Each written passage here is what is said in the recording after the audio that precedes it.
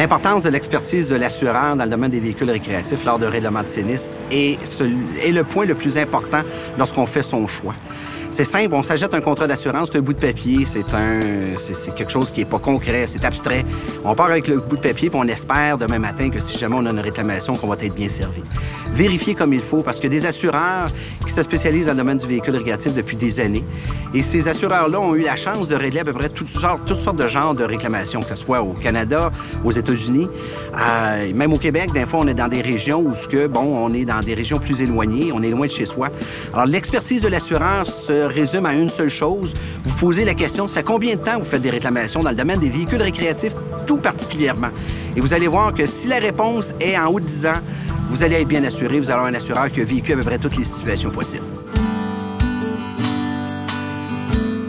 Profitez du paysage de l'île aux Grues et roulez à vélo sur le chemin du Roi. Sur cette route, entre le chemin de la Volière et l'aéroport, arrêtez-vous au musée Le Grenier de l'Île. Cet attrait touristique vous en apprendra sur la vie des insulaires d'hier à aujourd'hui.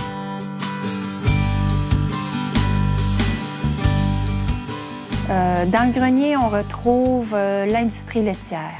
On retrouve les érablières, on retrouve l'historique du manoir McPherson, les canots à glace et les goélettes, le seul et unique lien de communication avec la terre ferme de l'époque. Maintenant, on a l'avion, c'est beaucoup plus facile.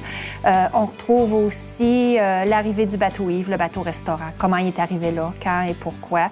On retrouve aussi des fantaisies, des anciens jouets, des objets du quotidien à l'ancienne. On retrouve un DVD sur l'île aux Grues, sur Jean-Paul Riopelle. On retrouve aussi une exposition sur Pointe-aux-Pins avec ses sentiers. On présente aussi les îles avoisinantes de l'île aux Grues, qui est l'archipel, l'île aux Oies, l'île aux Canots, Grosse-Île, qui est Parc Canada. Mais les autres îles, ce sont tous des îles privées, alors les gens n'ont pas accès et puis les touristes se posent mille et une questions par rapport à ces îles-là. Alors, je présente un contenu de photos et de l'historique. L'idée était de présenter aux gens notre façon de vivre, notre culture et de présenter aux gens que vivre sur une île, c'est pas si désagréable que ça. C'est très agréable même. J'ai récupéré tous les objets en faisant des appels à tous aux gens d'ici, aux gens de l'île. Quand je décide d'aborder un sujet ou un thème, je fais un genre d'appel à tous à tout le monde. Qu'est-ce que les gens ont gardé de ce sujet-là par rapport à ce que je voudrais présenter ou quoi que ce soit? S'il y en a qui ont rangé des photos, qui ont rangé des objets, et puis, c'est comme ça. Les gens répondent très bien. C'est de cette façon-là que le grenier a été monté. Je suis en contrat de prêt avec tout ce que les gens m'ont prêté. C'est comme s'ils étaient venus l'entreposer ici. Moi, je fais le nettoyage et j'écris un petit truc pour présenter l'objet et voilà.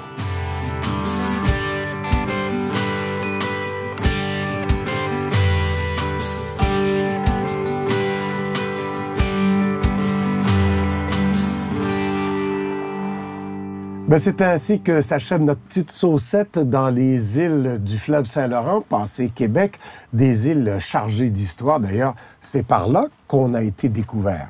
Alors, c'est à votre tour d'aller les découvrir. À la semaine prochaine.